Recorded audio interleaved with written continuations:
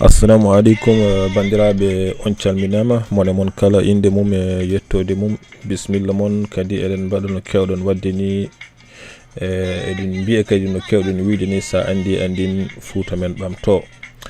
hande noon kalten ko karallagal kesal e fannu informatique ko wiyete programmation taw noon kalten ɗum koye ɗemgal pular ganda noon fandare nde wona firtude kelmeje ɗe fo e pular fandare nde ko wallude tan yimɓe waɗoɓe ɗeɗo gueɗe ɗe ko fati oɗo fannu pour haɓe mbawa famde koɓe mbaɗata ko kadi soɓe jogui hen caɗele kadi ɓe nodda min kadi ɓe kalana amen min mbawa wallideɓe hen eyyi hanki mi hollino mon so tawi eɗen jiiɗi hutorade programmation e langage uji kadi yimɓe mbawi hutorade ɗi donc enen noon nder ndeɗo rogere kalten ko langage biyeteɗo PHP o eɗen kadi mi andina mon e programmation ne heewi langage uji en waɗi langage Java en waɗi langage C en waɗi C++ en waɗi Python haɗi keewi no feewi kono enen noon cuɓiɗen ko oɗo langage taw kadi gandanɗa hoorema ko développeur uji web waɗoɓe ko wayno développement web ko wayno site web en ko wayno application ngaji taw ko web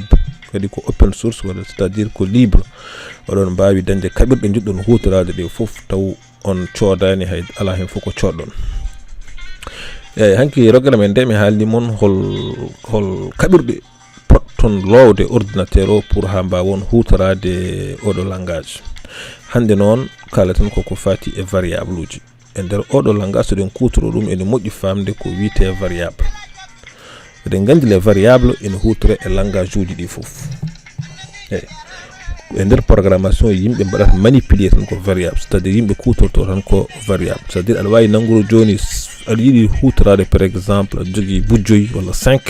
$5 ɗi poɗɗa hutorade mbaɗa ɗum stockade ɗum e variable c'est à dire mofta ɗum e variable eyyi aɗa wawi nangude kadi aussi une chaîne de caractère par exemple aɗa jogui helmere nde poɗɗa hutorade comme komi jeehowo jeere par exemple anani mofta ɗum e nder variable c'est à dire ɗo a nangui chaîne mo mbaɗa stocké dans une variable c'est à dire to mbatta chaîne oɗo ko ɗum ɗon woni ko wiyete variable walla to mbatta valeur numérique o ko ɗum woni ko wiyete variable donc min gandu holno kutorten ɗum kadi hol sarɗiji poɗɗen respectude kadi pour ha mbawen hutorade variable holto variable wonata valable e holto variable wonta valable ɗum noon pour mbasen tan dumnade e haala ka payne pratique o eyyi ɗum noon mi démara éditeur mo kutortomi o donc mi anda so tawi on jii oɗo éditeur ko Sublime Text min kutortomi ko Sublime Text 3 yaw juste pour ko mi anda so tawi on jii ko mbammi ɗo ko mi waɗa ɗo mi ƴeew holla mon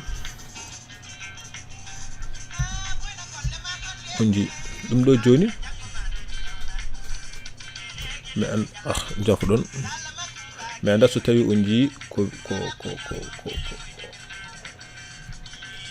mbammi ɗo ko mi windi par exemple PHP e lesso mi gasniri ɗum par interrogation ene wonde signe supérieur eyyi ko woni hakkude ɗo ko code PHP foof foti lombade ko hakkude ɗeɗo gueɗe ɗiɗi gonde ɗo ɗe eyyi mi holla mon ɗum ɗo joni ɗum mami waɗi ɗum sélectionné ɗum ɗo ko woni ɗo ko code PHP foof ko ɗo foti wonde woɗi woni ko hakkude ɗeɗo gueɗe ɗiɗi code PHP so wonani hakkude ɗeɗo gueɗe ɗiɗi firti ko wawa fewde eyyi mi winum mbiɗa haalat mon ko wayno variable foof variable noon ene jogui inde kala variable a hokkat ɗum inde kadi ganda hol type makko holko woni inde joni ƴeewe joni mi hokka ɗo joni oɗo mi wiya variable am o wiyete ko a eyyi wiya variable am wiyete ko a joni mbiɗa andi inde variable am ko a kono mi anda hol type makko c'est à dire holko mbawmi wadde makko ƴeewe joni so wi joni oɗo variable égal to wi o variable égal à 5 par exemple eyyi kadi gandon kala no binduɗon variable dokkuɗon ɗum hunde gastirta ko point virgule so tawi gasirani point virgule tan programme o wa wiyatno PHP watta ɗum reconnaître wonata comme no erreur ni eyyi ɗum noon wasde wadde point virgule o considéré comme c'est une erreur. ɗum ɗo holko firti ko variable a mbiɗa jogui variable a ene waɗi valeur numérique. ɗum ɗo oɗo signe égal firti ko affectation en informatique wiyete ko affectation, c'est à dire mbiɗa nanga 5 ɗiɗo mbiɗa waɗa ɗum e nder a, automatiquement mbiɗa andi ko variable am a ene waɗi 5. so tawi kadi mi waɗi ni mbiɗa wawi hokkude variable goɗɗo mi wiya variable b inde variable aɗa mbawi hokkude inde mo belɗo, aɗa mbawi wiide ɗum Samba, aɗa mbawi ɗum Demba, aɗa mbawi ɗum Toto, aɗa mbawi ɗum no belori ɗum foof.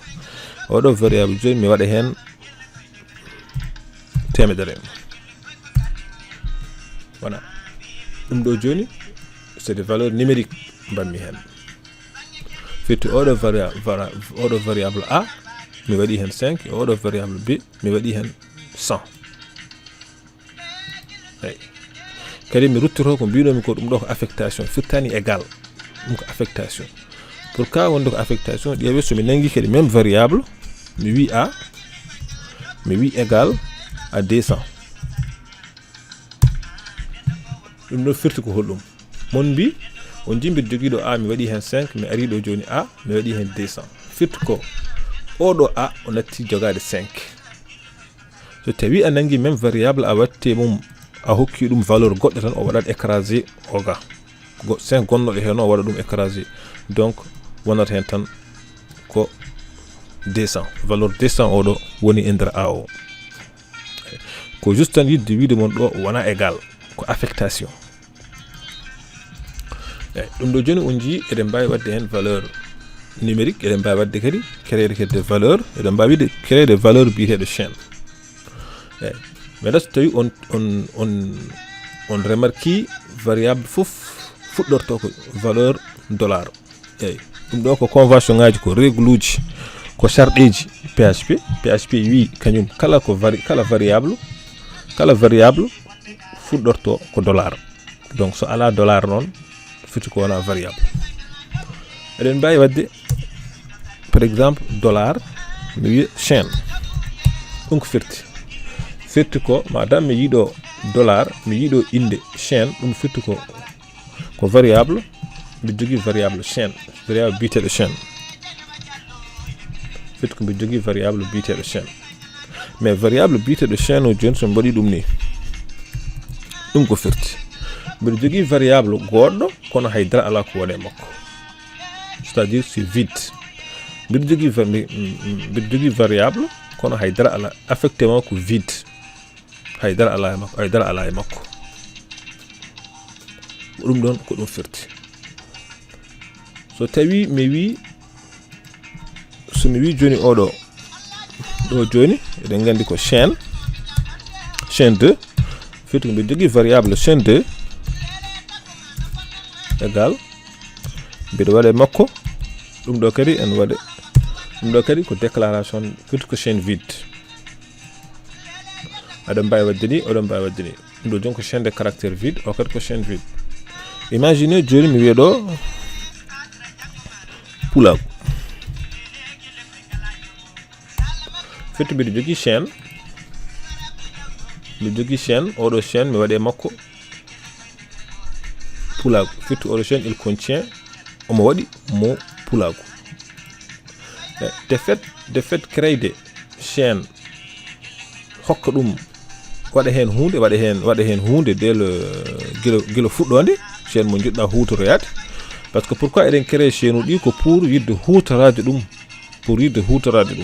donc ɗum firti en créer oɗo en baɗi créer oɗo chaîne en initialise mo e pulago, c'est à dire chaîne o gila o fuɗɗi tan gila mbaɗɗenmo gila tafɗenmo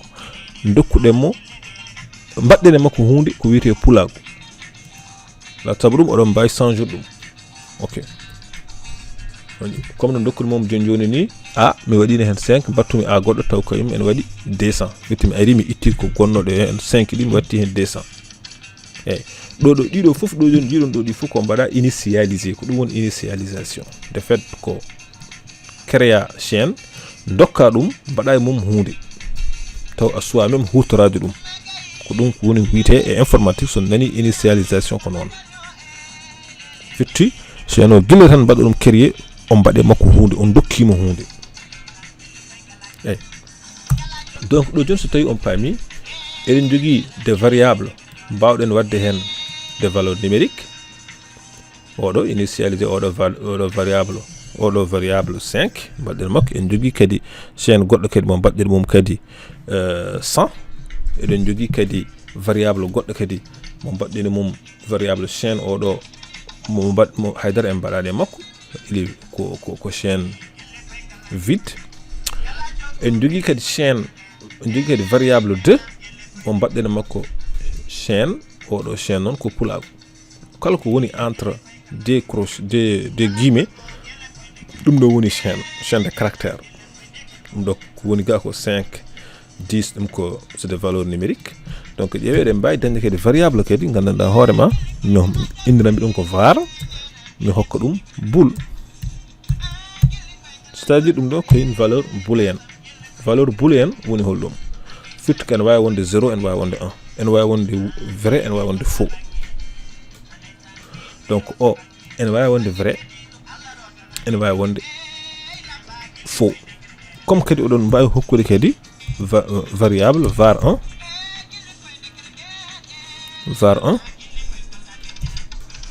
dokkon ɗum firti ɗum ko variable o wiyete ko var 1 dokkon ɗum true ay ɗo joni a hokkima valeur en dokkima valeur true c'est à dire vrai taw ko ɗum ɗo booléen comme kadi oɗon mbawi wadde kadi valeur variable goɗɗo var 2 dokkon ɗum false ay false firti déjà oɗo variable en mbaɗimo initialisé e valeur false peut-être taw eɗen jiiɗi hutorade ɗum banggue goɗɗo gasani kadi eɗen mbawi kadi créer de variable gandanɗa hoorema mi wiya ɗum array woni tableau mi wiya variable égal array taw ko tableau vide ɗo joni mi créer variable oɗon variable noon holko waɗi oɗo variable o waɗi ko tableau min ji mami haala moon holko firti tableau e holno tableau kadi hutorte e darsuji men kadi garuji ɗi donc ɗo on jii variable ene wawi wonde numérique ene wawi wadde contenir de type numérique ene wawi wonde type chaine de caractère ene wawi wonde de type chaine booléenne woni kañum woni ɗo ɗum ɗo foof ene wawi wonde kadi type de chaine non de type tableau donc bandiraɓe eɗen mbawi hannuɗo vidéo o mi sikku on paami holko woni variable et puis men gartu hen kadi yimɓe continue kadi wadde kadi opération ngaji kadi ko fati kadi e variable taw ko c'est des opération noon woni holɗum opération woni ko wayno calculaji en walla wadde concaténation men gandu mami expliquant mon ɗum kadi ɗum foof holno mbayirton famirde ɗum noon enen kanɗo vidéo o tan hata judde kadi mi salmini mon ko musidɗo mon Bokum Alassane e kadi mbiɗo wiya mon kadi on jarama.